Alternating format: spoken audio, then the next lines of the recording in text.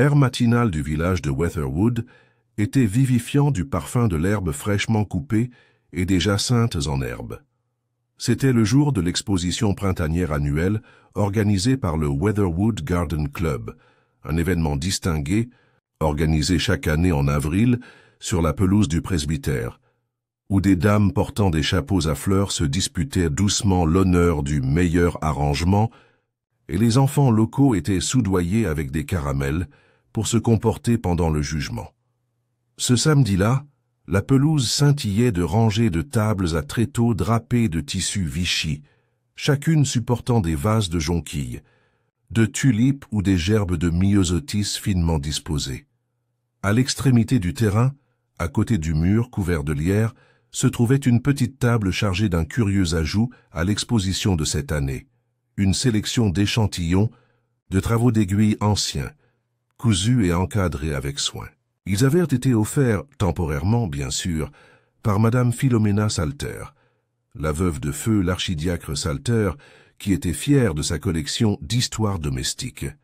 Ces pièces sont des reliques d'une époque plus douce, déclarait-elle fièrement à tous ceux qui s'arrêtaient pour les regarder.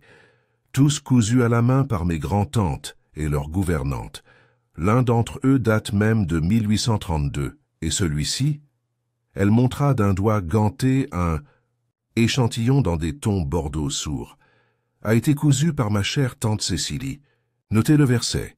Le verset en question, cousu au point de croix stable et délavé, disait « Là où les secrets se cachent dans l'ombre et le fil, que personne ne parle de ce qui a été dit. » Plusieurs dames murmurèrent en signe d'appréciation, même si une ou deux échangèrent des regards perplexes. Miss Marple, assise à proximité sous un parasol blanc, avec une tasse de thé faible et un petit pain aux groseilles, ne dit rien du tout. Son regard ne s'attarda pas sur le verset, mais sur le coin inférieur droit du tissu, où un curieux symbole, un motif cousu qui ressemblait à un saule pleureur dans un cercle brisé, avait été discrètement glissé sous la bordure. Tout à fait inhabituel, se murmura-t-elle, pas du tout un embellissement standard. La matinée s'est déroulée dans la douceur. Le jugement commença, les ragots bourdonnaient comme des abeilles autour des petits pains sucrés et des gâteaux, aux graines. Et plusieurs messieurs du conseil paroissial faisaient de leur mieux pour avoir l'air fiancé. À 11h45 précises, un cri aigu traversa l'air vif, brisant la douce joie de l'écran. Elle venait de l'autre côté du jardin du presbytère, là où la tente avait été dressée pour abriter le concours de pâtisserie. Madame Gwendoline Lockridge, connue pour ses génoises ecclésiastiques et ses draps au monogramme agressif, sortit en trébuchant de derrière le rabat de la tente, une main contre sa bouche et l'autre tenant une serviette en Vichy froissée. « Elle est morte !» Elle a crié. « Oh mon Dieu! Je pense qu'elle est morte !» Miss Marple était déjà debout, même si ses mouvements étaient calmes et sans hâte.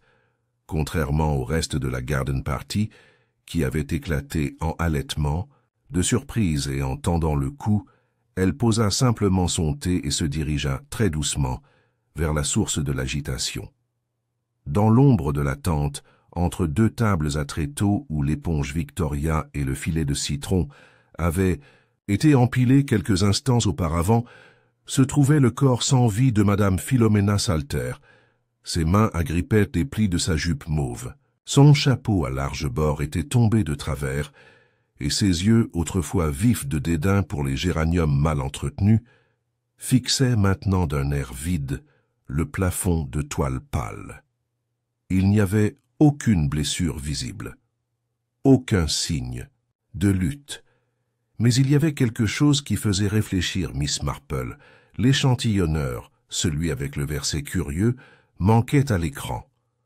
La nouvelle de la mort subite de Madame Salter s'est répandue dans Weatherwood plus rapidement qu'une vague de froid en mars. Avant que la cloche de l'église ne sonne à midi, 3 appels téléphoniques étaient parvenus au magasin du village. 2 adolescents avaient été envoyés au presbytère avec une urgence haletante. Et en début d'après-midi, chaque salon, dans un rayon d'un demi-mile, témoignait d'une variante de la même phrase. « Tombée comme une pierre, la pauvre âme. juste devant la Génoise. Vers 3 heures, un groupe de villageois s'était rassemblé respectueusement, quoique avec une curiosité à peine voilée, le long de la haie du presbytère. L'agent Ted Draycott se tenait maladroitement à côté de la tente, son casque rentré sous un bras et un cahier pendant inutilement dans l'autre. C'était la première mort suspecte que Weatherwood voyait depuis l'incident des groseilles empoisonnées en 1929, et il était visiblement perdu. « Ça aurait pu être son cœur », murmura-t-il au révérend Bell, qui hocha la tête avec une sorte d'autorité triste mais sans engagement. Elle avait largement dépassé les 70 ans et toute cette excitation sans parler du soleil. Mais aucun signe d'effondrement, l'interrompit gentiment Miss Hartwell. C'était une veuve enjouée d'une 60aine d'années, passionnée de poésie et de théorie. Elle se tenait parfaitement droite un moment, puis elle est tombée. Je l'ai vue moi-même. Miss Marple, de nouveau assise sous son parasol, resta silencieuse. Son tricot gisait sur ses genoux, oublié, alors qu'elle écoutait attentivement le bourdonnement superposé des spéculations du village. « Elle avait des ennemis », a déclaré Madame Pruitt, une institutrice à la retraite réputée trop directe. « Ne vous laissez pas tromper par les compositions florales. C'était une vieille chose méchante, toujours fouinante dans les affaires des autres, surtout depuis qu'elle a obtenu cette encyclopédie d'occasion sur les textiles anciens. « Ennemis ?» s'exclama Madame Nash, la femme du boulanger. Dans Bois de Weather, Miss Marple leva doucement la tête. Même les plus petits étangs ont des courants sous la surface, ma chère. La foule s'est légèrement calmée, l'agent Draycott s'éclaircit la gorge et marcha sur la pelouse à côté de la tente. Bien. Eh bien. Pour le moment, j'apprécierais que tout le monde rentre chez lui. Le médecin a été appelé et l'inspecteur du comté sera bientôt en route. Cette annonce a suscité des murmures d'accord réticents. Une ou deux dames s'attardèrent pour jeter un dernier coup d'œil à la forme désormais couverte de Madame Salter, avant de se disperser dans l'allée par groupes de 2 ou 3, chuchotant tout en marchant. Miss Marple n'est pas rentrée chez elle immédiatement. Au lieu de cela, elle se leva et se dirigea vers la table où les échantillonneurs avaient été exposés. La plupart étaient toujours là, soigneusement rangés dans leur cadre, même si celui avec le verset particulier, cousu et l'emblème du saule pleureur avait bel et bien disparu. Elle pencha la tête et examina l'espace vide qu'elle occupait autrefois. Il y avait de légères empreintes dans la nappe en dentelle, là où le cadre reposait, et un seul fil, rouge foncé, presque noir, était coincé dans l'ourlet du tissu. Elle l'a soigneusement arraché et l'a présenté à la lumière. Étrange teinte pour la broderie, songea-t-elle en glissant discrètement le fil dans son réticule. En fin d'après-midi, un Humber gris s'est arrêté dans l'allée du presbytère et en est sorti l'inspecteur Graves, un homme nerveux d'une 50aine d'années avec un visage qui semblait sculpté dans le granit du Yorkshire. Il a serré la main du gendarme Draycott, a fait un bref signe de tête au vicaire et a accepté une tasse de thé de Madame Nash avant de se rendre directement sur les lieux. « J'ai entendu dire que vous aviez une mort subite avec des biens disparus, » dit-il vivement. « Nous n'en sommes pas entièrement sûrs est-ce disparu, » répondit Draycott penaud. « Il aurait pu être emprunté par erreur, mais Miss Marple, elle a trouvé ça étrange. » Graves se retourna. « Mademoiselle Marple ?»« Oui, » dit une voix douce depuis le bord de la tente. Il m'est arrivé de remarquer que l'échantillonneur était là avant l'incident, et puis ce n'était plus le cas. Graves l'étudia, les lèvres légèrement serrées. « Et vous l'êtes ?»« Jane Marple. J'habite juste au-delà du green à côté de la famille Caruthers. J'ai une certaine connaissance de la broderie et de la nature humaine.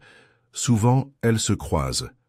Il faut reconnaître que l'inspecteur ne l'a pas renvoyée, même s'il l'a clairement classée dans la catégorie des personnes âgées, mais observatrices. Il l'a suivie jusqu'à la table des échantillonneurs où elle lui montra l'indentation et mentionna le curieux verset et le motif de l'objet manquant. « Avez-vous remarqué autre chose ?» Il a demandé.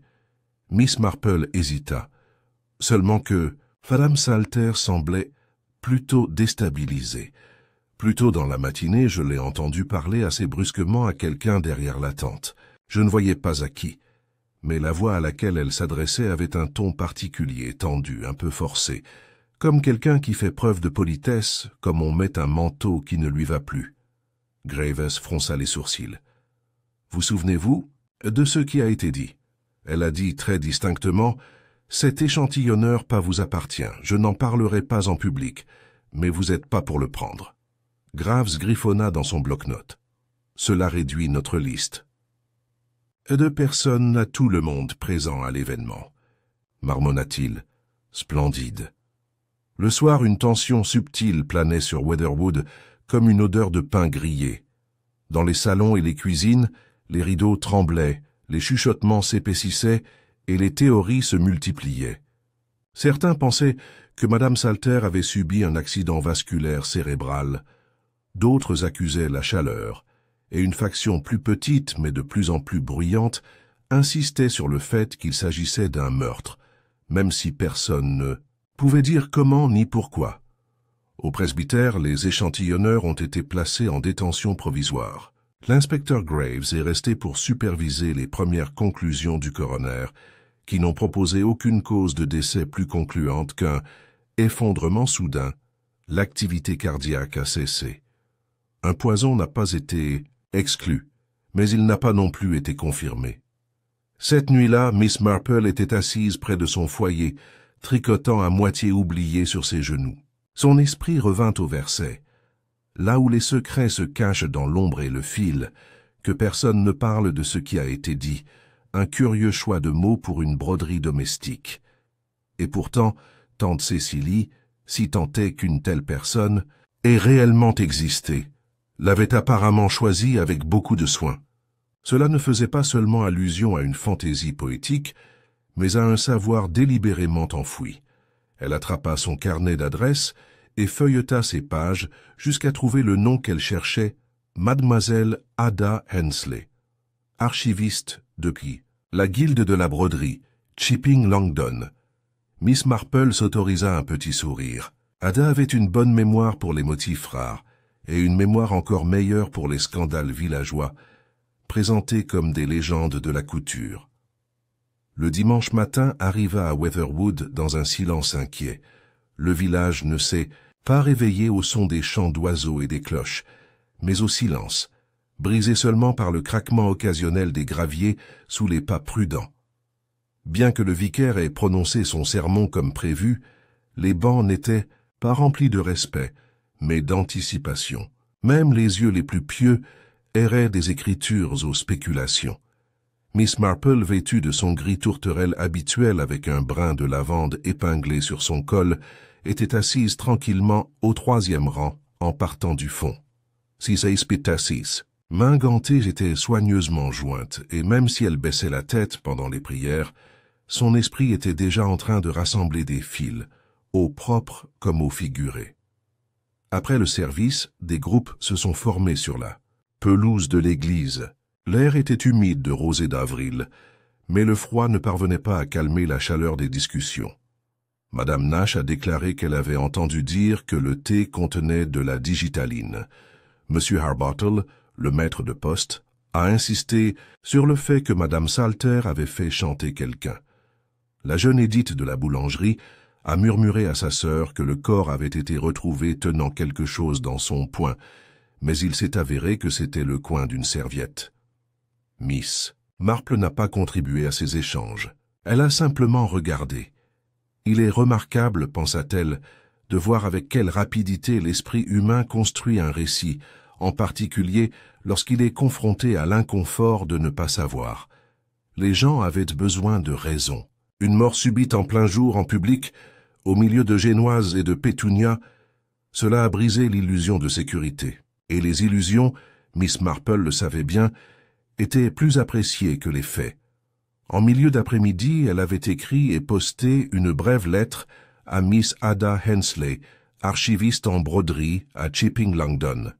Elle a demandé toute information concernant un motif cousu, représentant un saule pleureur enfermé dans un cercle brisé, en particulier s'il avait été associé à un échantillon historique ou à un motif familial obscur. En attendant une réponse, Miss Marple a décidé de poursuivre une autre enquête. La résidence Salter, une étroite maison victorienne située au bord de la verdure du village, se dressait derrière un portail en fer forgé. Ses fenêtres, comme des yeux aveugles, ne trahissaient rien. Mais son jardinier, un homme doux et agité, nommé Colin Beams, se trouvait adossé à la clôture, tirant nerveusement sur sa pipe lorsque Miss Marple s'approcha. « Terrible affaire, madame, » dit-il les yeux tournés vers la maison. « Je ne l'aurais jamais deviné. Un instant, elle taille des dahlias, puis elle s'en va. »« La vie peut être un peu comme ça, » répondit doucement Miss Marple. « Mais dites-moi, Monsieur Beams, Madame Salter attendait-elle des visiteurs récemment? Quelqu'un d'inhabituel ?» Beams hésita. « Eh bien, il y en avait une femme. Elle est venue quelques jours avant l'exposition de jardinage, en fin d'après-midi.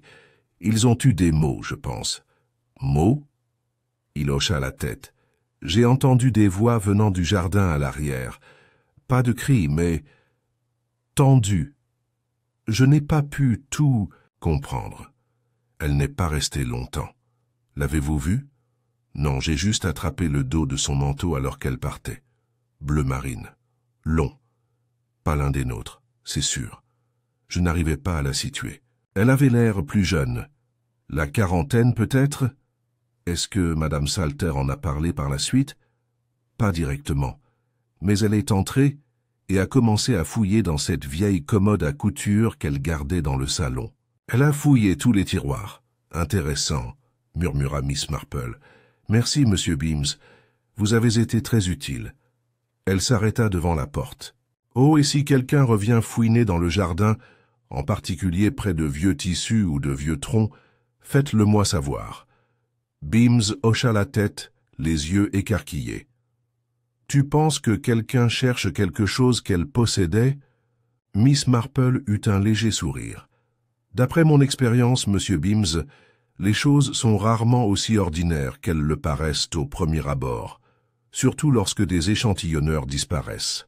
Ce soir-là, l'inspecteur Graves rendit visite au cottage de Miss Marple. Il arriva avec une légère grimace de résignation, comme s'il admettait que même un officier chevronné pourrait bénéficier du point de vue d'une personne aux manières modestes et aux instincts acérés.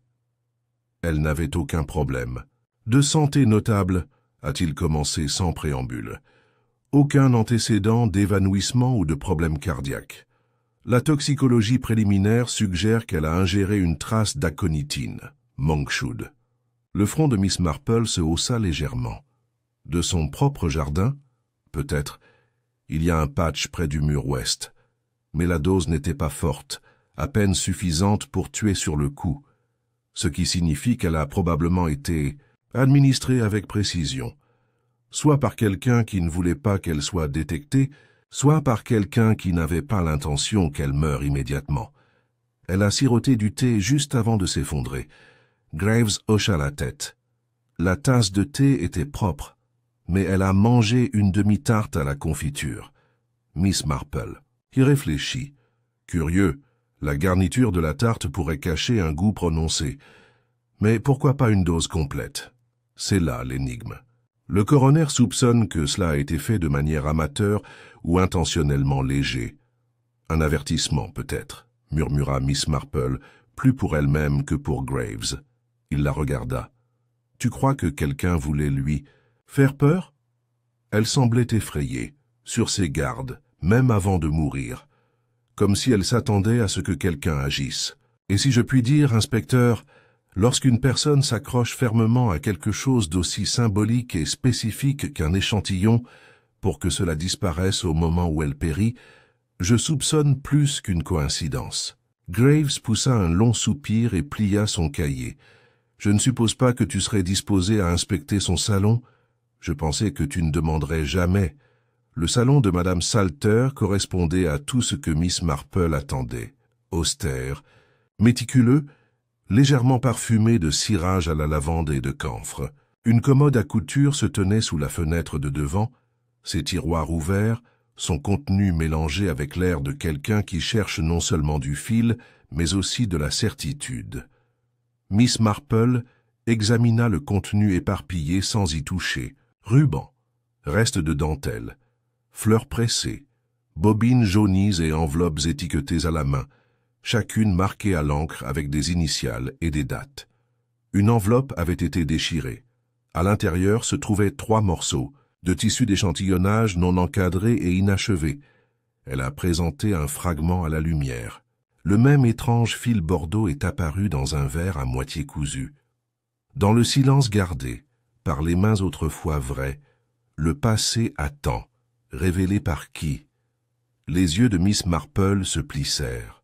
Le style de couture était différent de celui de l'échantillon fini, plus précipité, moins raffiné, mais il portait les mêmes motifs, et même si le tissu était vieux, le fil ne l'était pas. Quelqu'un a essayé d'en finir récemment, dit-elle à voix haute. Graves se pencha plus près. À quoi penses-tu? Que l'échantillon exposé n'a pas du tout été fabriqué par tante Cecily. Graves fronça les sourcils. Alors qui l'a fait? Miss Marple plia doucement le tissu et le replaça dans le tiroir. C'est, inspecteur, ce que j'ai l'intention de découvrir. Mais je suggérerais de vérifier dans les registres locaux une femme qui aurait pu rendre visite à Madame Salter au cours de la semaine dernière. Peut-être quelqu'un avec un ancien lien familial, une vieille réclamation, un grief non résolu. Et j'aimerais aussi rendre visite à Madame Amelia Oakley demain. Elle était autrefois proche de Madame Salter, avant de se disputer à propos d'un héritage controversé, je crois. Grave lui lança un regard aigu. Vous suggérez que cet échantillon pourrait faire partie d'un conflit successoral plus vaste? Je suggère, inspecteur, dit-elle avec le plus petit sourire, qu'il y a des secrets dans ce village cousu dans bien plus que du tissu. Cette nuit-là, alors que Miss Marple écrivait ses notes et remuait son thé, l'horloge sur la cheminée sonna doucement. Dehors, la brise faisait bouger le lierre le long des murs des cottages de Weatherwood. Quelque part au-delà du green, un téléphone sonna sans réponse, et dans l'obscurité d'un tiroir caché, peut-être dans un endroit que personne n'avait pensé à fouiller, l'échantillonneur disparu reposait tranquillement, son secret toujours intact, mais pas pour longtemps. Weatherwood s'était toujours targué d'être le genre de village où le courrier était encore livré en main propre, par un garçon joyeux à vélo, et où tout le monde, soi-disant, se connaissait. Mais dans les jours qui ont suivi le décès prématuré de Madame Salter, il est devenu de plus en plus clair que connaître quelqu'un à Weatherwood signifiait souvent à peine plus que connaître sa haie de jardin et le jour où il avait sorti ses poubelles. L'enquête avait commencé sérieusement, l'inspecteur Graves et le gendarme Draycott effectuant des visites discrètes dans les maisons situées le long du green. Certains villageois ont réagi avec un choc théâtral. D'autres, comme Mme Amelia Oakley, ont répondu avec une indignation avérée.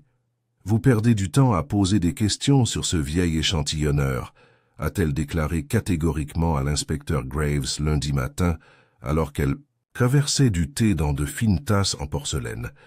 Philomena a toujours été dramatique. Son idée de antique était souvent simplement vieille et poussiéreuse. Je ne serais pas surpris si elle inventait elle-même cette petite histoire sur tante Cecily. « Mais vous étiez proche autrefois, » a répondu Graves. « Vous partagiez un intérêt pour la préservation des textiles. » Les lèvres d'Amelia se sont amincies. « Nous l'avons fait, avant de m'accuser d'avoir égaré une housse de coussin brodée qu'elle croyait appartenir à la salle paroissiale. Elle m'avait été offerte, je vous l'assure. Et l'échantillonneur, demanda Miss Marple, qui avait accompagné l'inspecteur avec sa bénédiction. Vous l'a-t-elle déjà montré avant l'exposition dans le jardin? Elle m'en a montré. Plusieurs, dit vaguement Amelia. Celui-là ne se démarquait pas. Elle les faisait toujours tourner, affirmant que chacun avait une nouvelle importance historique.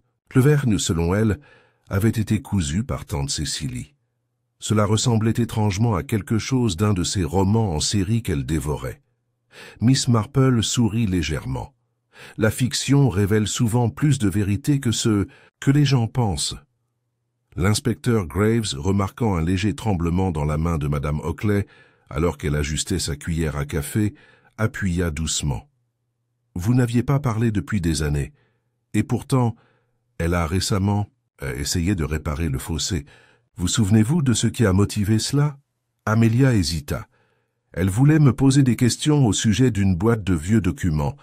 Elle a dit qu'elle avait trouvé quelque chose qui pourrait concerner l'ancien domaine de Hensley, une référence qu'elle ne comprenait pas. Je lui ai dit que je ne voulais plus rien avoir à faire avec ça. C'était mercredi dernier. « Le domaine Hensley ?» demanda doucement Miss Marple. « S'agirait-il de la famille qui possédait de granges avant qu'elle ne soit vendue au promoteur ?»« Oui, » dit brièvement Amelia. Philomène a longtemps été obsédée par l'idée que notre paroisse détenait des secrets de cette époque. Comme si un scandale familial se cachait entre des fleurs brodées et des versets scripturaires. Miss Marple sirota son thé. Certaines femmes ajoutent délibérément des secrets à leur travail, vous savez. Surtout s'il était interdit de parler à haute voix. Plus tard dans l'après-midi, l'inspecteur Graves est retourné au commissariat pour demander accès aux documents d'archives de la famille Hensley, tandis que mademoiselle Marple rendait une visite discrète au presbytère, où le révérend Bell lui avait gentiment proposé de la laisser examiner les anciens registres de dons de l'Église. Le bureau du vicaire était frais et poussiéreux, avec de la lumière oblique par les fenêtres à plomb. Des rangées de registres reliés en cuir bordèrent les étagères. Miss Marple, portant ses lunettes et une expression de douce détermination, tournait les pages lentement, soigneusement, comme si elle cherchait quelque chose à moitié rappelé. Puis, elle l'a trouvé, une petite note écrite à l'encre passée dans le grand livre de 1923, donne d'un échantillon et d'un ensemble de coussins, initiales CH, présumé avoir appartenu à Cecily Hensley, accepté par P. Loxley au nom de la Ladies Charitable Association. Elle s'est assise. Tante Cécilie n'était donc pas une invention après tout. Cecily Hensley, CH, avait vécu et ses travaux d'aiguille avaient effectivement trouvé leur chemin entre les mains du village. Mais qui, alors, l'avait transmis à Madame Salter? Et plus important encore, qui avait des raisons de croire que cet échantillon pouvait contenir quelque chose qui valait la peine d'être caché? Mardi matin, les rythmes habituels de Weatherwood avaient repris extérieurement. Les boulangers cuisinaient, les jardiniers élaguaient, les enfants sautaient à l'école. Mais sous la surface, quelque chose avait changé. Un fil de malaise avait été tissé dans chaque conversation. Et puis vint le premier suspect officiel. Son nom était Julien Brent. Homme d'une quarantaine d'années, M. Brent avait déménagé dans le village 3 mois plus tôt, louant l'ancienne maison du garde-chasse à l'extrémité de Fern Lane. Il s'est présenté comme un historien travaillant sur un livre sur les coutumes locales en matière d'héritage foncier. Il était poli, impeccablement habillé et restait en grande partie seul.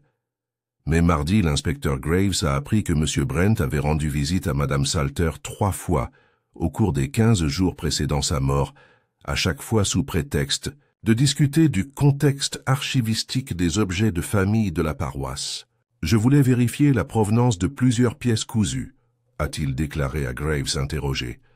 Elle était connue pour posséder des objets liés à la famille Hensley. Vous n'avez jamais parlé de vos recherches à la société. Historique local, a souligné Graves. Brent offrit un petit sourire serré. Parce que ce n'est pas académique au sens formel.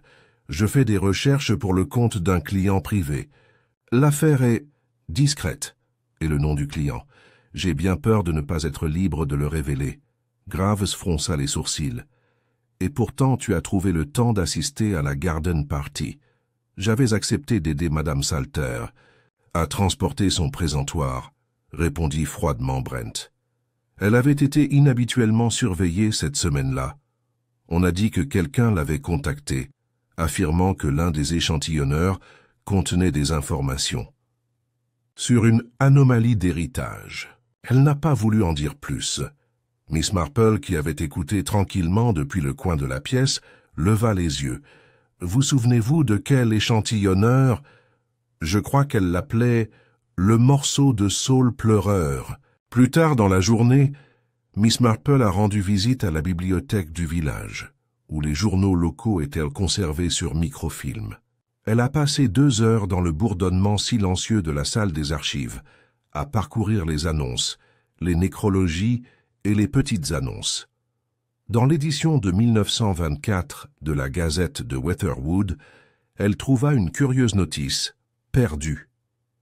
Un échantillon brodé, environ 10 à 14 pouces, portant les initiales CH et un vert. Récompense offerte. Contactez Miss L. Farlow. Un autre nom, un autre fil. Elle est rentrée chez elle et a téléphoné à une ancienne connaissance à Chipping Langdon, lui demandant des détails sur une Miss Louisa Farlow, que l'on croit décédée, mais qui était autrefois gouvernante. Des enfants Hensley à la tombée de la nuit, il pleuvait. Miss Marple se tenait près de sa fenêtre, regardant les gouttelettes tracer des chemins argentés à travers la vitre. L'échantillonneur n'était pas une relique ordinaire. Cela était désormais certain. Il avait été cousu par Cecily Hensley, dont la famille dominait autrefois les terres et l'héritage de la région. Quelque part dans son motif ou son vers, il y avait un message, une vérité cachée liée à la propriété ou peut-être à la honte. Mais la question restait, qui était au courant maintenant et qui avait tué pour le supprimer? Julian Brent cachait quelque chose. Amelia Oakley avait des raisons d'en vouloir à Madame Salter. Quelqu'un lui était venu à la tombée du jour quelques jours avant le meurtre, et l'échantillonneur, le seul élément retiré de la scène, manquait toujours. Miss Marple alluma son feu et prépara ses notes. Il y avait des secrets à Weatherwood, profondément cachés sous les sourires polis et les roses paroissiales. Mais fil par fil, ils commençaient à se défaire. Le lendemain matin, l'aube était pâle et couverte, les nuages bas au-dessus de Weatherwood, comme s'ils reflétaient l'humeur instable du village. La pluie avait adouci les sentiers et les haies ruisselaient régulièrement, leurs feuilles luisant dans la lumière du matin. Mais si le temps était devenu maussade, la détermination de Miss Marple n'avait fait que s'aiguiser.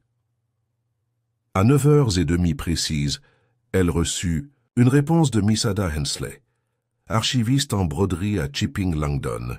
La lettre, soigneusement dactylographiée et soulignée au crayon bleu à plusieurs endroits, confirmait ses soupçons grandissants. « Chère Miss Marple, je reconnais effectivement le motif que vous décrivez. Un saule pleureur dans un cercle brisé. C'est rare. Ce symbole particulier est historiquement associé aux échantillons de deuil, fabriqués en secret, souvent pour commémorer des enfants illégitimes ou des héritiers contestés. Le cercle brisé représente traditionnellement une lignée d'héritage qui a été délibérément perturbée ou effacée. Je crois qu'une pièce similaire a été soumise, de manière anonyme, à l'exposition des brodeuses de Bath vers 1924, bien que la provenance n'ait jamais été confirmée. Selon certaines rumeurs, l'œuvre proviendrait de la famille Hensley, dont la lignée s'est terminée brusquement après plusieurs litiges juridiques concernant la succession. Je rechercherai dans nos archives des références plus concrètes et j'écrirai à nouveau. Bien à vous en amitié et en fibre, Ada Hensley. Miss Marple était assise tranquillement, la lettre ouverte sur ses genoux. Le symbole n'était donc pas une fioriture décorative. Cela avait un sens, une intention. Si quelqu'un avait volé cet échantillonneur, ce n'était pas pour préserver un souvenir, mais pour supprimer quelque chose de bien plus dommageable. La ligne Hensley avait officiellement pris fin dans les années 1930. Mais si cet échantillon racontait une autre version de l'histoire, une version pointant vers un héritier non reconnu ou un scandale enfoui, alors Madame Salter aurait très bien pu se trouver au sommet d'un secret de famille dont les implications sont toujours pertinentes pour quelqu'un de vivant. Ce qui ramena Miss Marple à la curieuse figure de M. Julian Brent et de son client privé, évasif. À midi, l'assistante de la bibliothèque de Chipping Langdon a rappelé à propos de Louisa Farlow, la femme qui avait publié la publicité Lost Sampler, il y a près d'un siècle. Miss Farlow, confirmèrent-ils, avait bien travaillé pour la famille Hunslake dans les années 1910 et était décédée en 1954. Plus curieusement, sa modeste succession avait été léguée non pas à un parent, mais à un enfant né au Foundling Hospital de Londres en 1924. Un enfant identifié uniquement par ses initiales, R.H. Miss Marple, en prit note discrètement. R.H. Le nom ne voulait encore rien dire, mais les initiales avaient le pouvoir de devenir pertinentes au bon moment. Cet après-midi-là, l'agent Draycott arriva au chalet de Miss Marple, les joues rouges à cause du vent et de l'effort. Il emportait avec lui un colis relié en toile, enveloppé dans du papier brun. L'inspecteur Graves m'a demandé de lui apporter cet rapport, Miss Marple. Je pensais que vous sauriez quoi en penser. Elle l'ouvrit avec précaution. À l'intérieur se trouvait un échantillon encadré, non le échantillonneur manquant, mais un récupéré dans l'arrière-boutique d'un magasin d'antiquités locales, où un homme correspondant à la description de Julian Brent avait été vu en train de naviguer la veille. L'échantillonneur était incomplet. La moitié supérieure portait les alphabets habituels, cousus en crème délavée et sauge. Mais la moitié inférieure, enlevée à la hâte, semble-t-il, et recousue, affichait une partie du même vers dont Miss Marple se souvenait, là où les secrets se cachent dans l'ombre et le fil. Mais ça s'est arrêté là, pas de frontière, aucun motif, pas d'initiale. « Serait-ce un faux ?» demanda Draycott en fronçant les sourcils. Miss Marple sourit faiblement. « C'est quelque chose de plus intéressant. C'est une imitation. Oui, mais précipitée. Peut-être destinée à remplacer l'original ou à créer de la confusion. Celui qui a réalisé cet échantillonneur avait suffisamment de compétences pour imiter l'œuvre, mais pas la patience de la recréer exactement. Et ça prouve que quelqu'un craignait que l'original ne refait surface, de quoi mettre en doute de manière préventive son authenticité. Draycott se gratta la tête. Mais le détruire ne serait-il pas plus simple? Oui, dit doucement. Miss Marple, si vous étiez sûr de pouvoir le détruire, mais le véritable échantillon n'a pas été retrouvé, ce qui signifie qu'il peut être caché ou en possession de quelqu'un d'autre. Et s'il apparaît publiquement, avoir une version contrefaite prête permet à chacun de remettre en question la légitimité de l'autre. Draycott émit un petit sifflement. C'est un peu malin, ça. En effet, acquiesça Miss Marple. Et l'intelligence, lorsqu'elle est appliquée à la tromperie, est rarement utilisée de manière isolée. Elle accompagne généralement d'autres méfaits.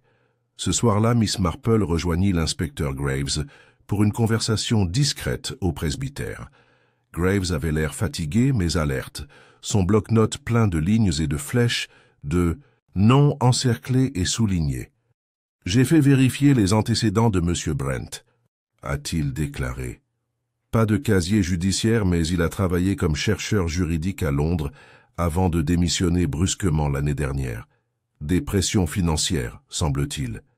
Il a été nommé dans le testament d'une femme solitaire, Margaret Triswell, décédée dans des circonstances suspectes. L'affaire a été abandonnée. Aucune preuve d'acte répréhensible.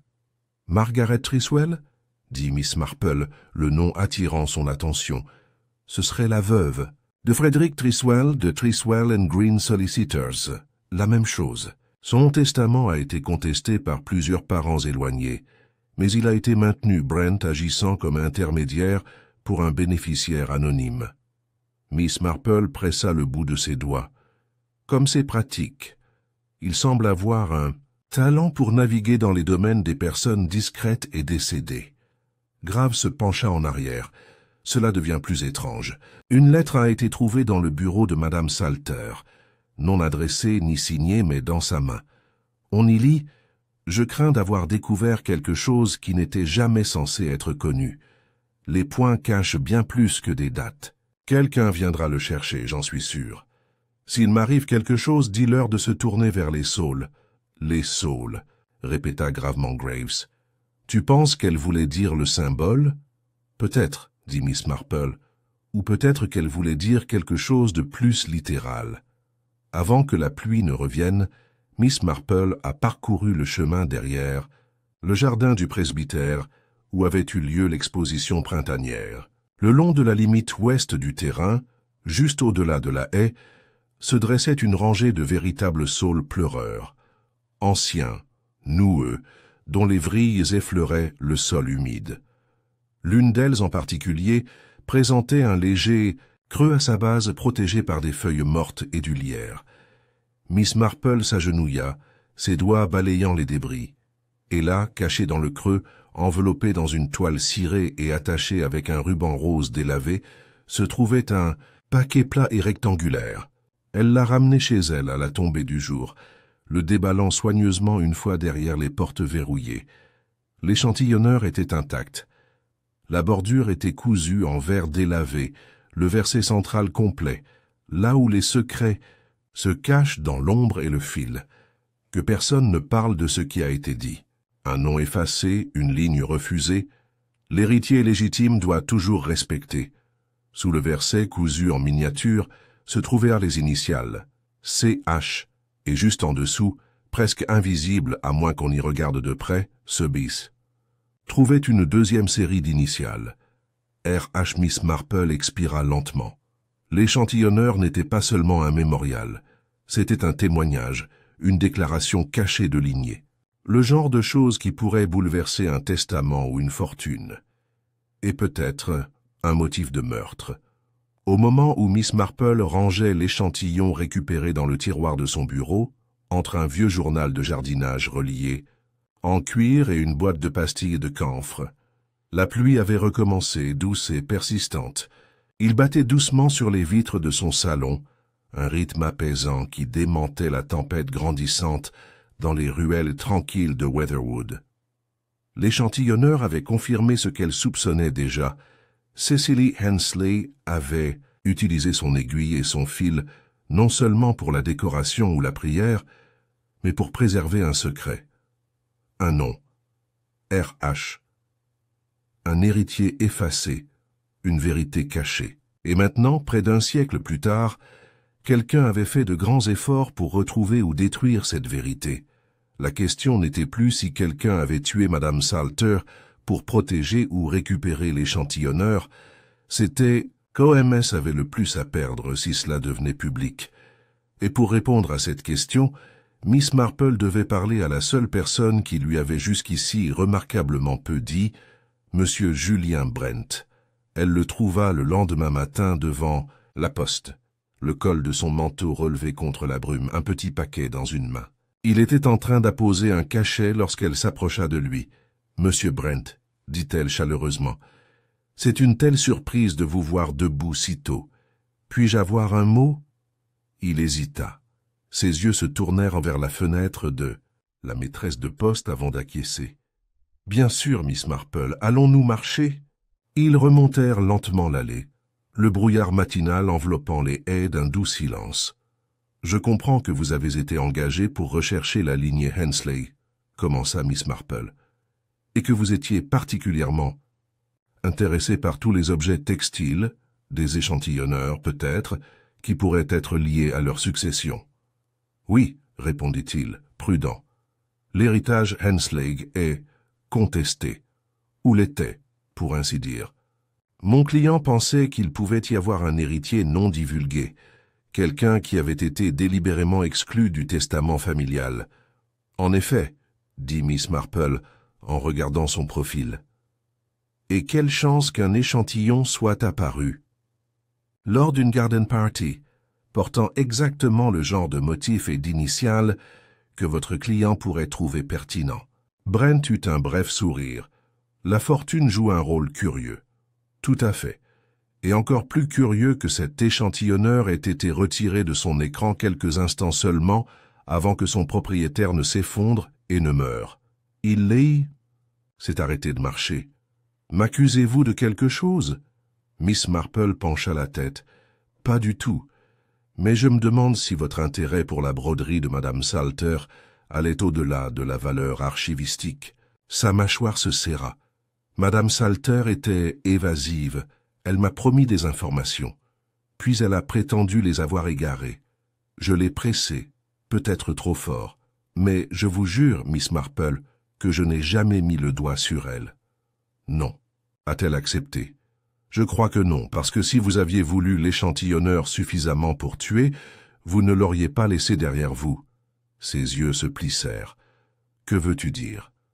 Je veux dire, dit-elle doucement, que l'échantillon a été caché, pas pris, placé quelque part hors de vue, intelligemment, délibérément.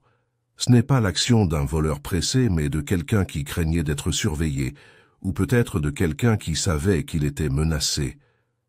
Brent ne dit rien, mais la raideur de sa posture lui en disait assez. Elle ne vous faisait pas confiance, a poursuivi Miss Marple, pas entièrement, et je crois qu'elle essayait de déterminer si c'était vous qui l'aviez contacté de manière anonyme à propos de l'échantillonneur. La tête de Brent se tourna brusquement. « Comment as-tu... » J'ai fait quelques recherches. Vous voyez, ce n'est pas seulement vous qui avez rendu visite à Madame Salter. Il y avait aussi une femme, la quarantaine, un manteau sombre. On l'a vue en train de lui parler derrière la tente de fête quelques jours avant le meurtre. Brent baissa les yeux sur le chemin de gravier. Ce n'était pas mon client. Ah, dit Miss Marple, alors votre client est un homme, il était silencieux. J'admire la loyauté, dit-elle après une pause. Mais la loyauté, lorsqu'elle est appliquée aveuglément, peut conduire à un grand malheur. Dites-moi, avez-vous déjà entendu le nom de Louisa Farlow? Ses yeux s'écarquillèrent légèrement. Elle avait touché un point sensible. Elle était la gouvernante de Cecily Hensley et a laissé son petit domaine à un enfant trouvé, initiale RH, né en 1924. Si vous avez retracé la lignée Hensley, vous devez être tombé sur cet héritage. Il hocha lentement la tête. Mon client est l'enfant de RH, et pense que leurs parents étaient l'enfant illégitime de Cecily Hensley. Oui, mais jusqu'à présent ce n'était qu'une théorie. Miss Marple le regardait avec un mélange de compassion et de gravité. Et les théories, comme vous le savez, peuvent devenir dangereuses lorsqu'elles sont associées au désespoir. Surtout si quelqu'un d'autre avait une raison de garder cet enfant dans l'oubli. Brent se détourna la voix basse. Je ne savais pas que Madame Salter serait blessée. J'ai pensé qu'elle pourrait nous vendre l'échantillonneur. Tranquillement, elle a refusé. Puis elle a changé d'avis, et puis... Oui, murmura Miss Marple, puis elle est morte. Plus tard dans la journée, l'inspecteur Graves s'est rendu au domicile de Madame Amelia Oakley, qui se serait retirée de la vie du village après avoir découvert qu'elle avait présenté à tort plusieurs objets de sa collection personnelle comme des objets de famille Salter. L'un d'eux, un étui à aiguille décoloré, portait les initiales CH et était maintenant sous le contrôle des archivistes du comté. « Madame Oakley, » dit Graves, regardant le plateau argenté rempli de crèmes pâtissières intactes, « pouvez-vous penser à une raison pour laquelle quelqu'un irait aussi loin pour supprimer un échantillon ?»« Certainement, » répondit-elle, les yeux froids. « Parce que la broderie est plus qu'un artisanat. C'est un héritage. Cet échantillon est la preuve d'une confiance brisée. Si ce que vous suggérez est vrai, si Cecily Hensley a eu un enfant hors mariage et que cette lignée continue, alors les 50 dernières années d'héritage présumé ont été basées sur un mensonge. » Grave la regardait. « Est-ce pour cela que vous et Madame Salter vous êtes disputés au sujet de l'authenticité ?» Les mains d'Amelia agrippèrent les accoudoirs de sa chaise. « Nous nous sommes disputés parce qu'elle m'accusait de vol et parce que je lui avais dit que je connaissais son secret. Elle a trouvé cet échantillon dans une boîte de dons de l'église, années il y a, et je ne l'ai jamais signalé. Elle a affirmé qu'elle le préservait. En vérité, je pense qu'elle avait l'intention d'en profiter. Alors tu l'as confrontée. Je l'ai fait, et elle a menacé de me dénoncer à son tour, affirmant qu'elle avait la preuve que j'avais fabriqué des parties de ma collection. Ce que tu avais. Elle ne l'a pas nié, mais je ne l'ai pas tué, dit-elle catégoriquement. J'étais en colère, oui, mais j'ai quitté la fête plus tôt. Demandez à Madame Dearling, Elle m'a vu rentrer chez moi juste après 11 heures. Graves a pris note. Son alibi, semblait-il, tenait. Ce soir-là, Miss Marple reçut une deuxième lettre d'Ada Hensley. D'autres documents confirment qu'un échantillon cousu avec un motif de saule pleureur et les initiales CH était connu pour la dernière fois comme étant en possession de Louisa Farlow. Plusieurs annotations suggèrent qu'il a été créé en secret à la suite d'un scandale familial, qui a entraîné le retrait de Cicely Hensley de la vie publique en 1925. L'enfant en question n'a jamais été officiellement reconnu, mais il semble que mademoiselle Farlow a tenu des registres détaillés des premières années de sa pupille.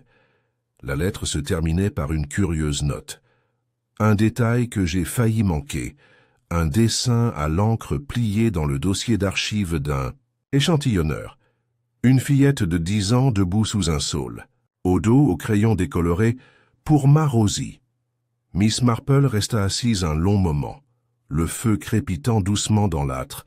R.H. Rosie Hensley, l'héritier légitime ou la fille oubliée d'une femme enterrée dans le silence? Il restait une dernière personne à qui parler.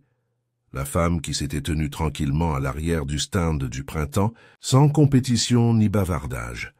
La femme qui prétendait être je ne fais que passer Weatherwood, connaissait pourtant l'emplacement précis des échantillonneurs Salter. La femme au manteau bleu marine. Le crépuscule approchait lorsque Miss Marple se dirigea vers la Fernley Guest House, une modeste auberge couverte de lierre située à la limite nord de Weatherwood. Les lampes du salon étaient déjà allumées, projetant des auréoles chaudes et vacillantes contre les fenêtres. Même s'il était tôt, les ruelles étaient calmes, et le village avait l'impression de retenir son souffle, d'attendre. Miss Marple bougeait avec détermination. Elle n'avait avec elle que son réticule, son ombrelle, inutile dans l'obscurité grandissante, et une copie pliée du couplet échantillonné, soigneusement recopié dans son écriture inclinée. Elle ne fut pas surprise de trouver la femme, au manteau bleu marine assise seule près de la cheminée dans le salon Fernley, une tasse de thé refroidissant sur la table à côté d'elle. Le profil de la femme était posé, ses traits raffinés mais las. Elle ne portait pas de maquillage, seulement une étroite bande dorée sur sa main gauche et un foulard en soie soigneusement noué au cou. Ses yeux, gris et alertes, se relevèrent. À l'approche de Miss Marple, « Je me demande, » commença Miss Marple d'un ton d'une légèreté désarmante, « si vous me permettez de vous déranger un instant. Vous voyez, je viens de me rappeler que je vous ai vu à l'exposition du jardin, le matin de la mort de Madame Salter, et j'ai également appris que vous lui aviez rendu visite en privé quelques jours auparavant. J'espère que je ne m'impose pas. » Les lèvres de la femme se pressèrent en une ligne qui aurait pu signifier de la contrariété ou de la prudence. « Et si c'est le cas, » Miss Marple sourit, « alors je vais simplement m'excuser et retourner à mon éponge au citron. » La femme hésita, puis désigna la chaise en face d'elle. « Autant vous asseoir, Miss Marple. Tout le monde dans ce village semble connaître votre nom. Et vous, je suppose, avez travaillé très dur pour que le vôtre ne soit pas connu. » Elle s'installa dans le fauteuil avec un soupir de confort. Tout un défi dans un endroit comme Weatherwood. Les épaules de la femme se tendirent, mais sa voix resta ferme. « Que veux-tu savoir exactement? Seulement si tu es la fille de Rosie Hensley. » La tasse sur la table trembla légèrement. Pour la première fois, le calme de la femme se brisa. « Je ne sais pas de quoi tu parles. »« Oh, je pense que oui, » dit doucement Miss Marple. « J'ai vu le dessin des archives de broderie. Une fille sous un saule. Pour ma Rosie. Écrit au dos. Et j'ai aussi lu les archives laissées par Louisa Farlow, la même Louisa qui a élevé un enfant nommé R.H., après la mystérieuse disparition de Cicely Hensley de la société. » La femme n'a rien dit. Ses doigts se déplacèrent distraitement jusqu'au bord de son écharpe. « Je sais que vous êtes venu à Weatherwood, pas simplement pour l'exposition de jardinage, » a poursuivi Miss Marple. « Je crois que vous êtes venu voir si les histoires racontées par votre mère étaient vraies, que sa mère, Cécilie, lui a laissé quelque chose, que son héritage avait été nié, que peut-être, dans le silence du point et du fil, quelque chose avait été laissé derrière elle. La femme parla enfin. Si cet échantillon prouvait ce que nous croyions, s'il montrait que ma mère avait été mise de côté et déshéritée, alors oui, je voulais le voir, le toucher, mais je n'ai jamais voulu rien de tout cela. Vous n'êtes pas le seul à chercher, dit doucement Miss Marple. Julian Brent aussi. Il cherche au nom de votre famille. Les yeux de la femme clignotèrent. Julian est mon cousin. Il ne voulait pas que je vienne. Il a dit que c'était trop dangereux, que quelqu'un puisse me surveiller. Mais j'avais besoin de savoir. Je voulais voir son nom cousu ici. Et vous avez vu Madame Salter en privé? La femme hocha la tête. Elle a accepté de nous rencontrer. Elle était hésitante, sur la défensive. Elle a dit que l'échantillonneur contenait des informations qu'elle n'avait pas encore vérifiées. Elle m'a dit que je devais faire attention à qui je faisais confiance, que quelqu'un d'autre avait demandé des nouvelles de l'échantillonneur la semaine précédente. Un homme. Pas Brent? Elle secoua la tête.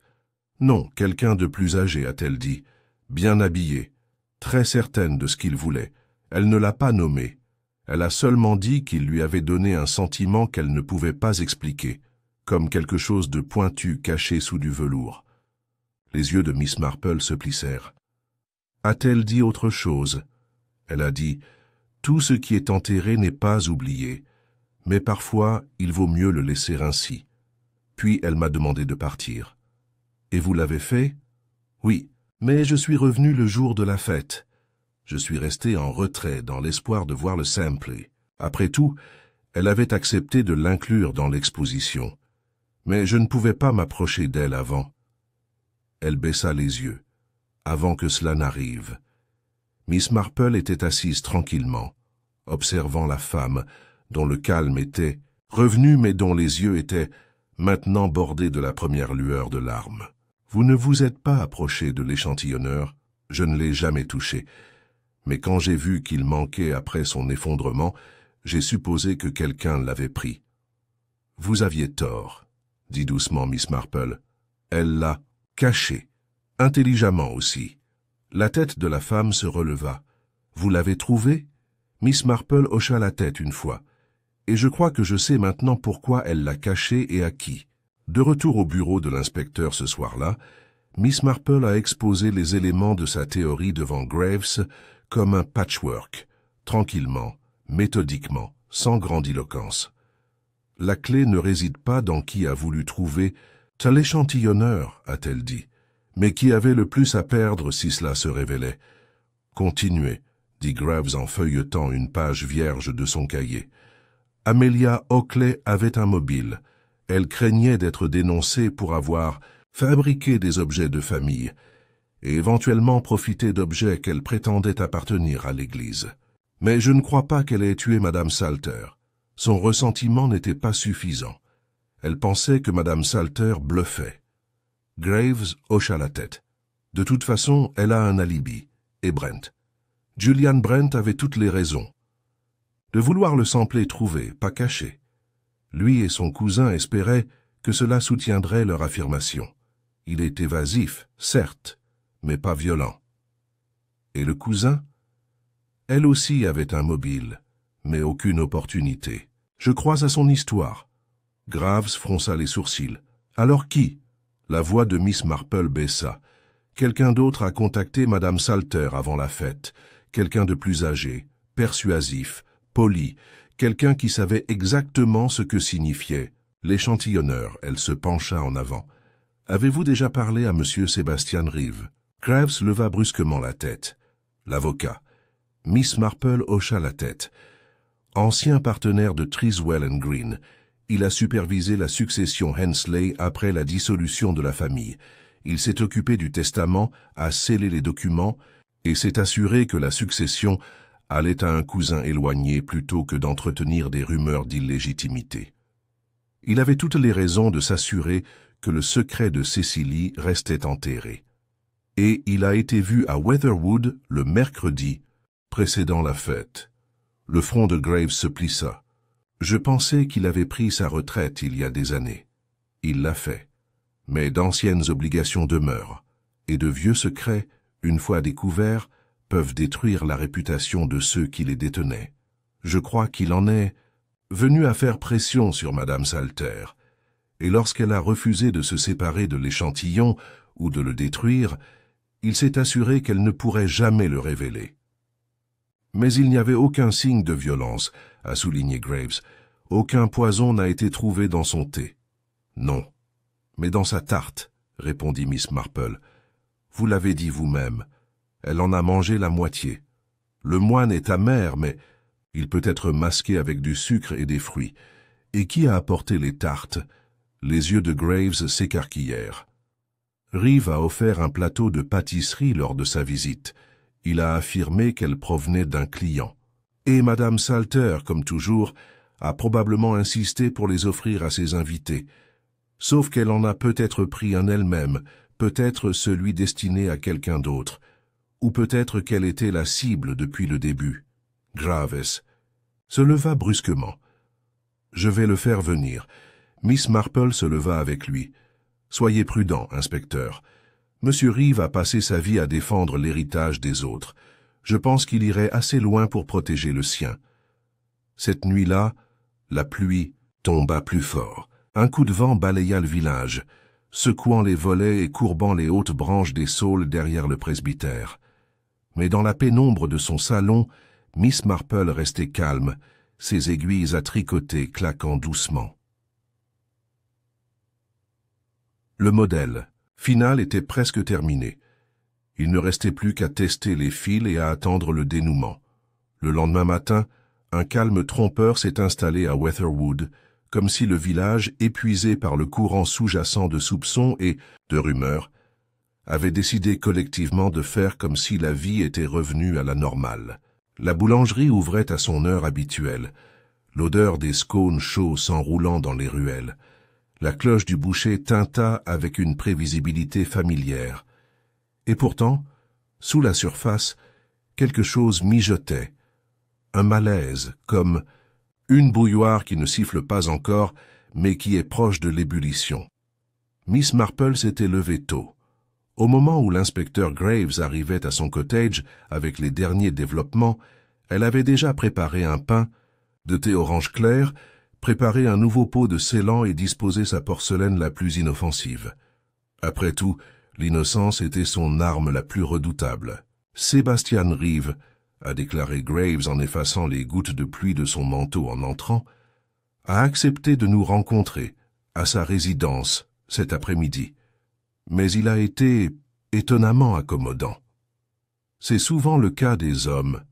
Dangereux, dit Miss Marple en versant le thé avec une aisance pratique. C'est souvent le cas avec les hommes dangereux, inspecteur, la politesse et leur camouflage. Grave hocha sombrement la tête. Il prétend qu'il connaissait à peine Madame Salter, qu'il a rendu visite à Weatherwood pour des raisons juridiques sans rapport. A-t-il mentionné l'échantillonneur? Il a dit qu'il se souvenait de quelque chose à propos d'un échantillon référencé dans d'anciens registres paroissiaux, mais que cela n'avait aucune valeur matérielle. Miss Marple sirota son thé. Quelle chance que je sache le contraire. Elle se leva et se dirigea vers son bureau, récupérant la broderie enveloppée de ciré. Le dépliant soigneusement, elle le posa sur la table. Le verre, délicat mais lisible, scintillait faiblement dans la lumière, grise. Graves se pencha. « Elle a cousu ça elle-même » il a demandé. « Je le crois. Cecily Hensley. » Et il a été transmis, discrètement, secrètement, à Louisa Farlow, qui l'a gardé en sécurité jusqu'à sa mort.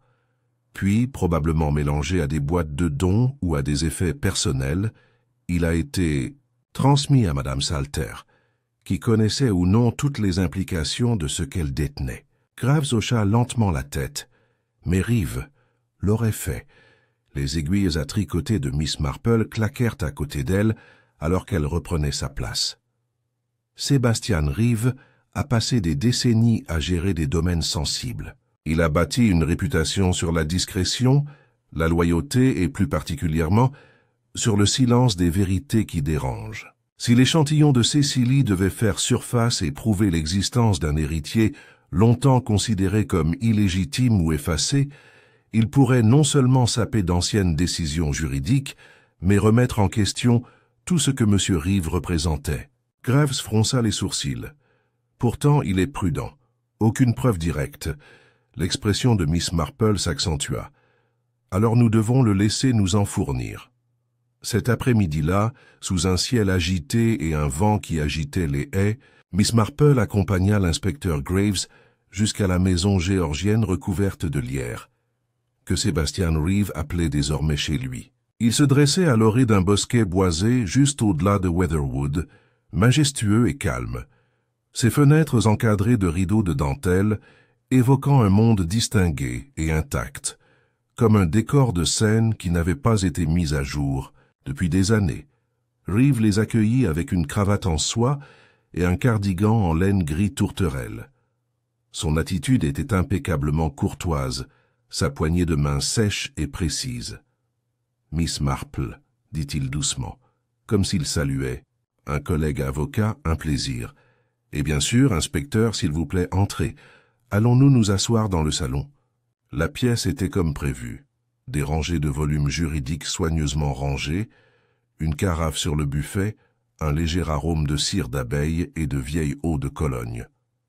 Miss Marple s'assit près du feu, son réticule posé sur ses genoux.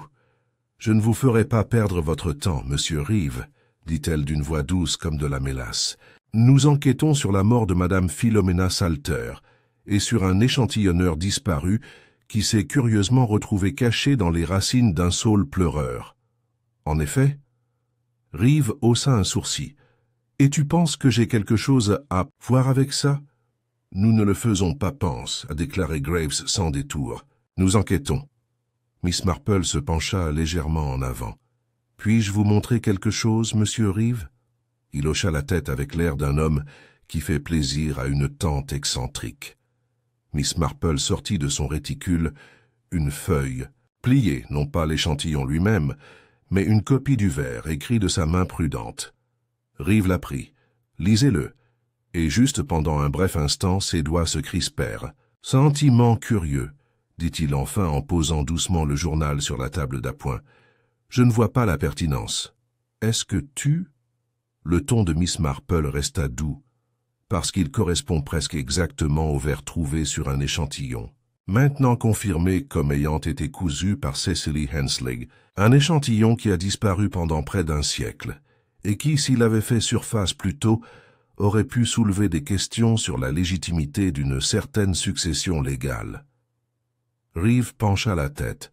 « Mademoiselle Marple, pardonnez-moi, mais la broderie n'est guère une preuve contraignante devant un tribunal. » « Non, dit-elle, mais le meurtre l'est. » Un silence.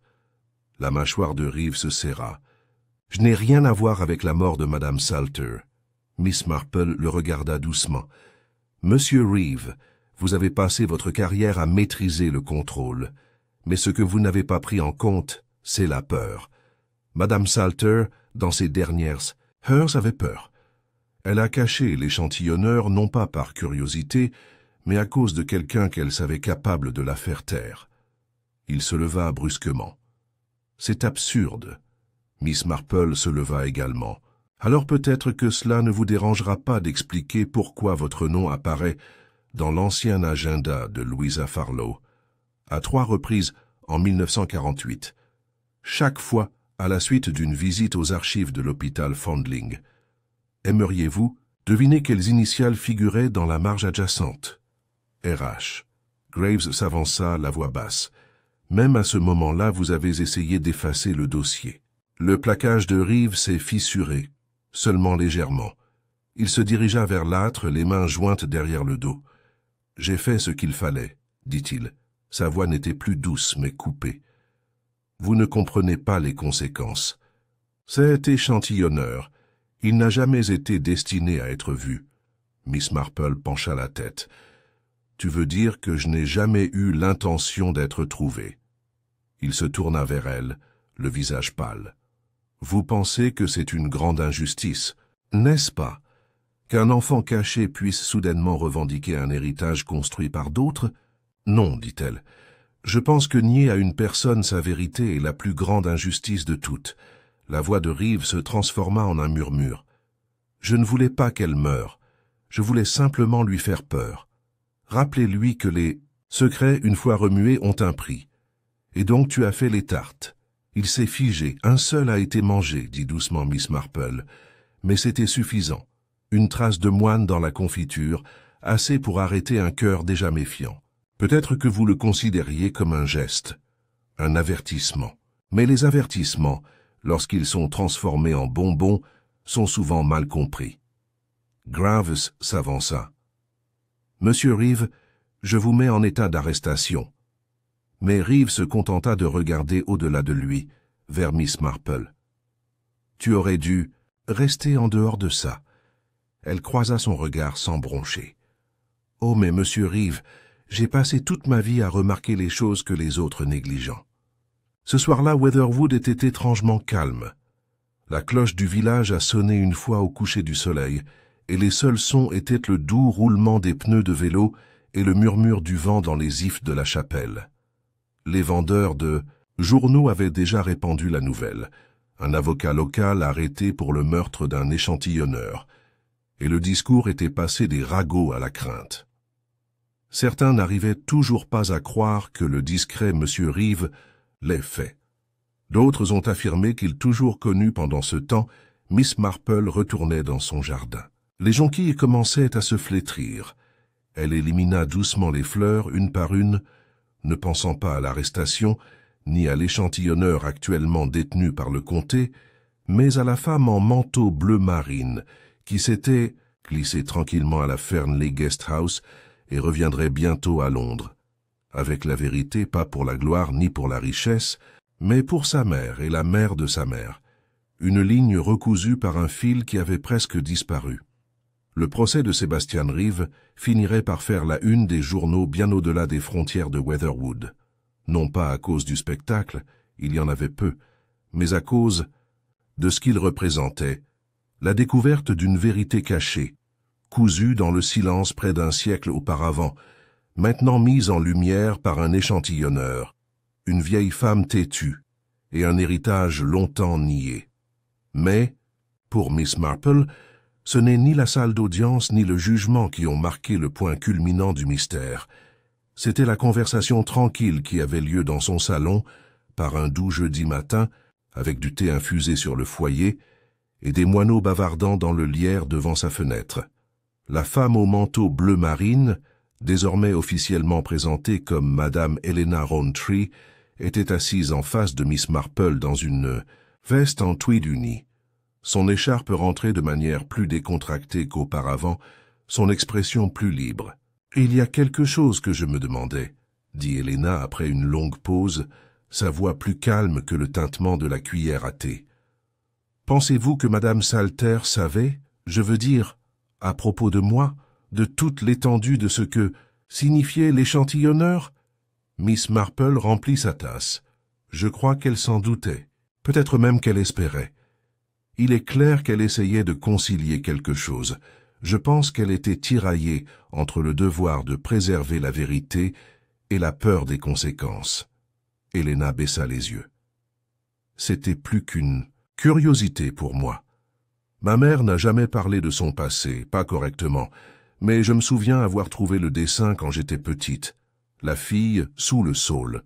Et une fois, quand je lui ai demandé si c'était elle, elle a seulement répondu « Certaines personnes se souviennent du silence, pas des statues. » Je n'ai jamais oublié cela. Miss Marple hocha doucement la tête. « Ta mère était sage. » Il existe de nombreuses sortes de souvenirs. Certains sont parlés, d'autres sont intégrés dans le tissu des choses. Elle attrapa une boîte en bois sur la table d'appoint et l'ouvrit. À l'intérieur se trouvait l'échantillonneur, maintenant délicatement pressé et enfermé dans du papier sans acide. Helena se pencha en avant, le souffle coupé en le revoyant. « Ça y est, » murmura-t-elle. Miss Marple plaça une main à côté. Le comté a accepté qu'il reste dans les archives de Weatherwood sous protection, avec une plaque expliquant sa pertinence historique et familiale. Mais une reproduction de haute qualité sera à vous. et j'ai demandé à Ada Hensley de fournir une analyse complète des points, votre propre héritage si vous souhaitez le continuer. Helena sourit doucement. Cela ressemble désormais à plus qu'un simple fil et un tissu. Cela l'a toujours été, a répondu Miss Marple. Nous rejetons trop facilement le travail domestique, mais les femmes de la génération de Cecily Hensley avaient très peu de moyens d'exprimer leur résistance. Recoudre un nom effacé par la société et le cacher dans des vers, c'était sa rébellion, sa justice. Ils restèrent assis dans un silence amical pendant un moment, le genre de silence rempli non pas d'inconfort, mais de compréhension tranquille. Puis Helena leva les yeux. « Puis-je vous demander, comment avez-vous savoir c'était Monsieur Reeve ?» Miss Marple croisa les mains d'un air sérieux. « Ce n'était pas une chose. C'est rarement le cas. D'abord, il y avait son nom dans le journal de Louisa Farlow. Ensuite, la tarte, un indice plutôt évident rétrospectivement, mais facile à ignorer. Plus important encore, il y avait son comportement. Comportement. Il était aussi coopérative, trop contrôlée. Cela indique souvent une culpabilité, non seulement à l'égard du crime, mais à l'égard de quelque chose de beaucoup plus ancien. Il avait gardé des secrets toute sa vie. Mais lorsque Madame Salter a commencé à remettre en question la signification de l'échantillon, puis a pris contact avec vous et M. Brent, il s'est rendu compte que le passé n'était plus solidement enterré. Cela lui faisait peur. Et les hommes effrayés font parfois des choses irréfléchies. Hélène hocha la tête. Mais pourquoi ne pas simplement voler l'échantillonneur? Oh, je crois qu'il avait l'intention de le faire. Mais elle ne l'a pas. Gardé bien en vue. Elle l'avait bien caché, sous les racines d'un saule, rien de moins. Je me demande si elle pensait que c'était un indice au cas où quelque chose lui arriverait. Miss Marple fit une pause, le regard lointain pendant un moment. Elle était intelligente, vous savez, et fière. Elle pensait peut-être qu'elle pourrait déjouer M. Reeve. Tragiquement, elle a sous-estimé sa volonté d'agir. Les yeux d'Helena s'assombrirent. « J'aurais aimé pouvoir la remercier. Je crois qu'elle le savait, dit doucement Miss Marple, à sa manière. Le même après-midi, l'inspecteur Graves a rendu un dernier appel à Miss Marple à ce sujet. Il est arrivé sans son carnet, mais avec une petite enveloppe contenant le rapport médico-légal sur les miettes de tarte récupérées sous la tente de fête. Cela a confirmé la présence d'aconitine, monkshud, remontant à une souche trouvée sur le propre domaine de Reeve. C'était, comme le dit Graves, aussi bon qu'une signature. Il refusa le thé mais resta debout devant la cheminée, les mains jointes derrière le dos. « Je suppose que je ne devrais pas être surpris, a-t-il déclaré, que tout reposait sur un verre brodé. » Miss Marple sourit. « Ce n'est pas le verset qui a résolu l'affaire, inspecteur. C'était la nature humaine, la fierté de Reeve, la culpabilité de Salter, la vanité de Hockley, l'ambition de Brent. Chacun a agi selon son caractère. » Graves rit sèchement. « Et, bien, je dirais ceci, Miss Marple, vous avez les yeux les plus perçants du comté, et tout cela sans quitter votre jardin. »« J'observe, » dit-elle modestement. « C'est tout, observation et mémoire, et un peu de bon sens. » Alors que Graves se tournait pour partir, il hésita à la porte. « Que vas-tu faire maintenant ?» Elle jeta un coup d'œil vers le foyer. « Oh, peut-être finir de repriser un ou deux pulls, et puis je soignerai mes roses. Elles ont été plutôt négligées. » Graves secoua la tête avec admiration. « Je ne sais pas comment tu fais. » Elle sourit simplement. « De la même manière qu'un échantillonneur est fabriqué, inspecteur, un petit point à la fois. » Dans les semaines qui suivirent, le village retrouva lentement ses rythmes habituels, mais pas tout à fait comme avant. La maison Salter a été fermée, son contenu catalogué et donné. Les sermons du vicaire prirent un ton plus réfléchi, et la Weatherwood Historical Society a organisé une conférence sur la broderie domestique comme témoignage, à laquelle ont participé plus de résidents que jamais. Miss Marple a été invitée à prendre la parole. Elle a bien sûr refusé. Mais elle envoya à lire à haute voix une note qui se terminait simplement. La vérité, comme un fil, peut s'effilocher et se faner, mais on ne peut pas le découdre.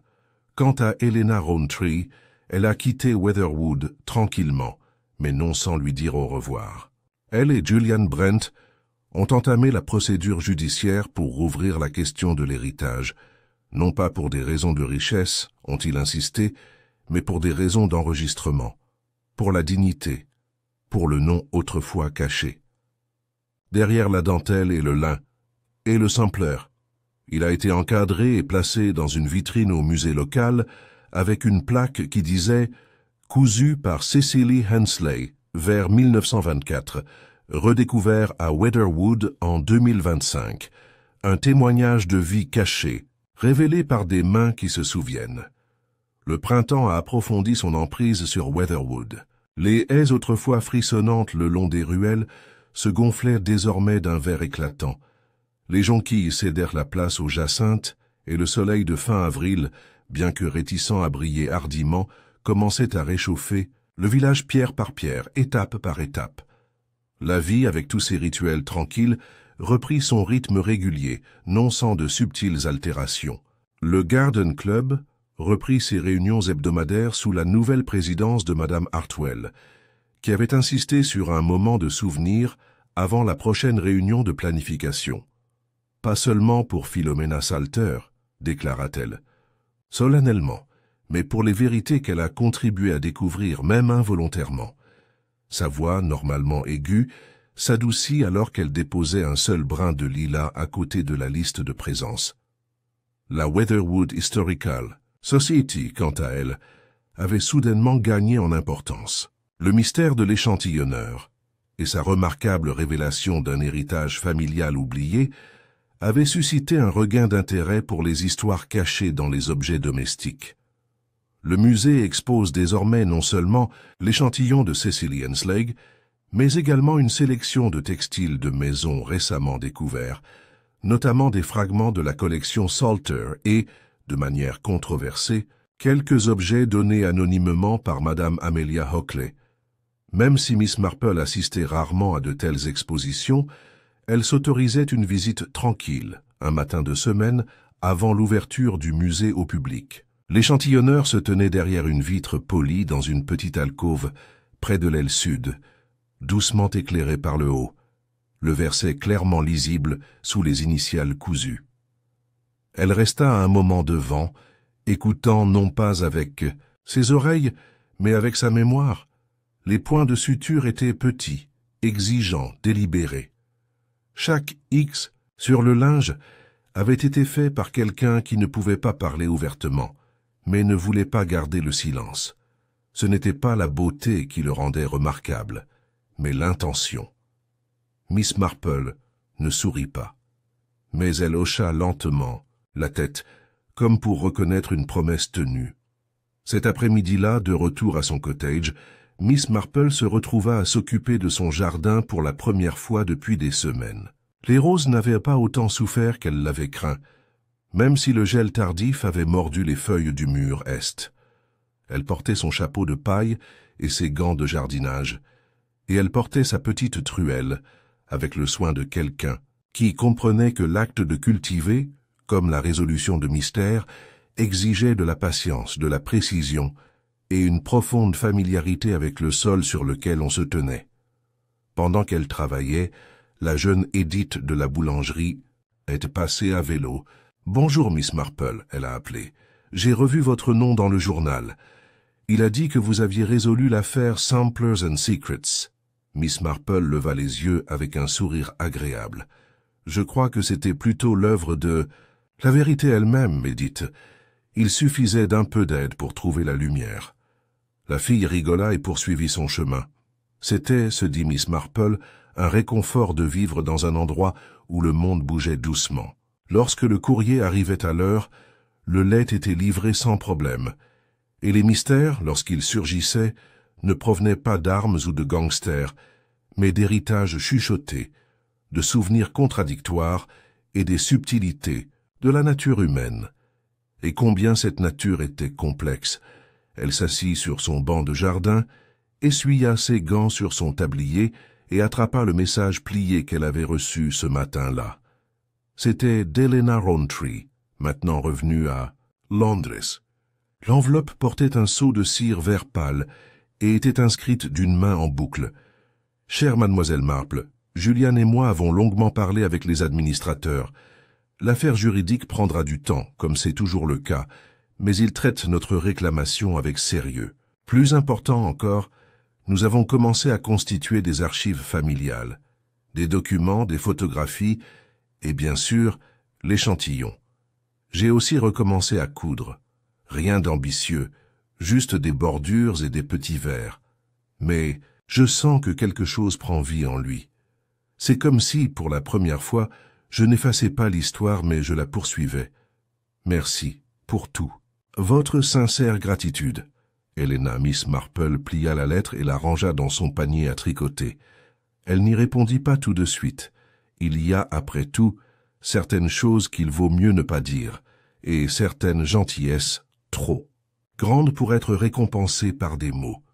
L'inspecteur Graves est venu la semaine suivante, non pas pour affaires, mais pour ce qu'il a qualifié d'un air penaud de visite sociale. « Je prends bientôt ma retraite », a-t-il admis autour d'une tasse d'Earl Grey. « Le sampler case sera le dernier de mon dossier. Pas mal, tout bien considéré. »« Vous avez bien mérité du repos, » dit Miss Marple en lui tendant une tranche de gâteau aux amandes. « Même si je soupçonne que tu seras agité d'ici peu. » Il rit. « Je le ferai, probablement.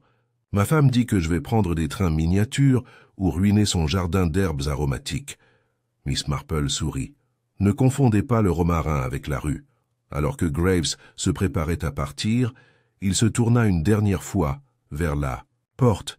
« Vous savez, je pensais comprendre le crime, les faits, les mobiles, les opportunités. Mais cette affaire, c'était différent. » « C'était vrai, » approuva Miss Marple, parce qu'il ne s'agissait pas seulement d'une question d'avidité ou de jalousie. C'était une question de silence et du prix à payer pour garder les choses cachées. Grave hocha la tête. Et comment le passé ne reste jamais vraiment enterré. Pas s'il reste quelqu'un pour s'en souvenir, dit-elle doucement, et quelqu'un prêt à voir les indices. Le mois a tourné, de nouvelles fleurs ont fleuri. Les enfants du village retournèrent au jeu de seau sur la place, et les ragots du salon de thé passèrent du meurtre à la marmelade. Mais de temps en temps, quelqu'un mentionnait l'affaire avec l'échantillonneur, et les têtes tremblaient et quelqu'un disait « Dieu merci pour Miss Marple. Elle, de son côté, a repris ses routines. Elle a tricoté des chaussettes pour la tombola de l'église. Elle rendait visite à la femme du vicaire pour des sablés et des débats théologiques. Elle regardait, écoutait et silencieusement, perpétuellement, remarquait les choses. Et parfois, dans le silence du début de soirée, lorsque la lumière éclairait les coussins brodés de son salon et que la brise remuait le lierre sur le mur de sa maison, elle pensait à Cecily Hensley cousant à la lueur d'une lampe, les mains fermes, le cœur douloureux, et elle murmurait, comme pour envoyer un message à travers le temps. « Votre histoire a été entendue. Vous n'avez pas été oublié.